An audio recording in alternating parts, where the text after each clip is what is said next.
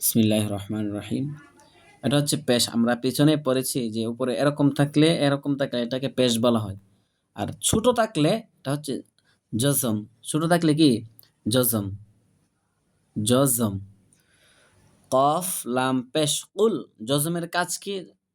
জজমের কাজ হচ্ছে এর আগের যে হরকত ওয়ালা হরফটা আছে সেটা এটাকে ধরবে। এই কারণে এই কফ পেশ কু হবে না, বরং কফ লাম পেশ কুল, কফ মিম পেশ কুম, কফ র পেশ কুর, কফ বা পেশ কুবে। দেখেন এটা কিন্তু আমি বলেছি কফ, ত, বা, জিম, দাল। এই ৫টি হরফের যে কোনো একটি হরফের উপর যদি জজম থাকে তাহলে কি করতে হবে? কলকলা করতে হবে। দেখেন এখানে বা এর উপর জজম, এখানে কলকলা করতে হবে। কুবে, কুবে, কফ বা পেশ কুবে, কফ ইয়া পেশ কুই, কফ ইয়া পেশ কুই, কফ ওয়াও পেশ কু। দেখেন এখানে আরেকটা নিয়ম হচ্ছে পেশের পর যদি কি থাকে? জজমলা ওয়াও থাকে। পেশের পরে যদি জজমলা ওয়াও থাকে তাহলে এক আলিফ টান দিতে হবে। যেমন কফ ওয়াও পেশ কু।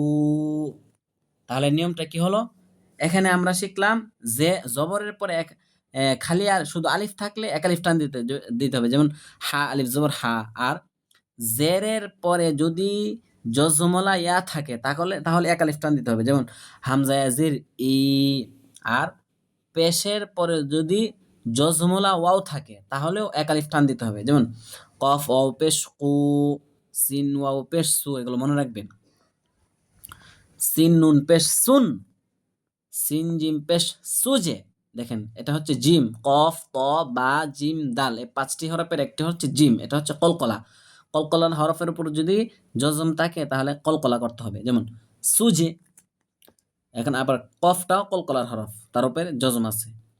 সিন কফ পেশ সুক, সিন কফ পেশ সুক।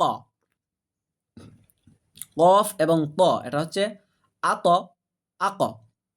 আর বাকি যে আছে বা, জিম, দাল, এগুলো হচ্ছে নিচের দিকে যাবে। আর এই কফ এবং ত উপরের দিকে আসবে। যেমন সুজে, কুবে, আদে। আর কফ হচ্ছে সুক, আর ত হচ্ছে আত। এই কারণে কফ এবং ত উপরের দিকে, আর জিম বা দাল এটা হচ্ছে নিচের দিকে। এই তিনটি কলকলার 3টি হরফ হচ্ছে নিচে, আর কলকলার 2টি হরফ হচ্ছে উপরের দিকে আসবে। যেমন ত এবং কফ এই 2টি হরফ উপরের দিকে থাকবে। যেমন সুক, সুক। আর দেখেন জিম বা আর দাল সামনে আসবে। এখানে সুজে, কুবে, এগুলো কিন্তু নিচের দিকে আসছে।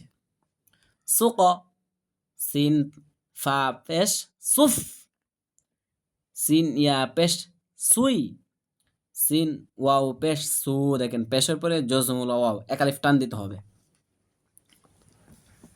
লাম বা পেশ লুবে। দেখেন বা, জিম, দাল এই 3টি কিন্তু কলকলার নিচের দিকে যাবে। লুবে। লাম ফা পেশ লুফ, লাম হা পেশ লুহ, লাম হা পেশ লুহ, লাম র পেশ লুর, লাম ওয়াও পেশ লু। দেখেন পেশের পরে জজমুল ওয়াও এক আলিফ টান দিতে হবে। লু।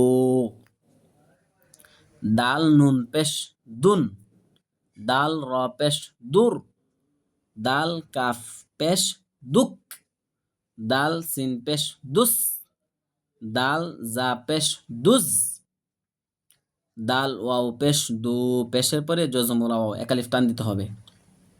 হা সদ পেশ হুস, হা সিন পেশ হুস, হা শিন পেশ হুস, হা সা পেশ হুস, হা ইয়া পেশ হুই, হা ওয়াও পেশ হু।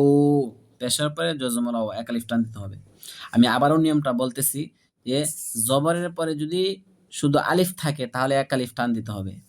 জেরের পরে যদি জজমলা ইয়া থাকে তাহলে এক আলিফ টান দিতে হবে। পেশের পর যদি জজমলা ওয়াও থাকে তাহলে এক আলিফ টান দিতে হবে। কফ ওয়াও পেশ কু, সিন ওয়াও পেশ সু, লাম ওয়াও পেশ লু, দাল ওয়াও পেশ দু, হা ওয়াও পেশ হু।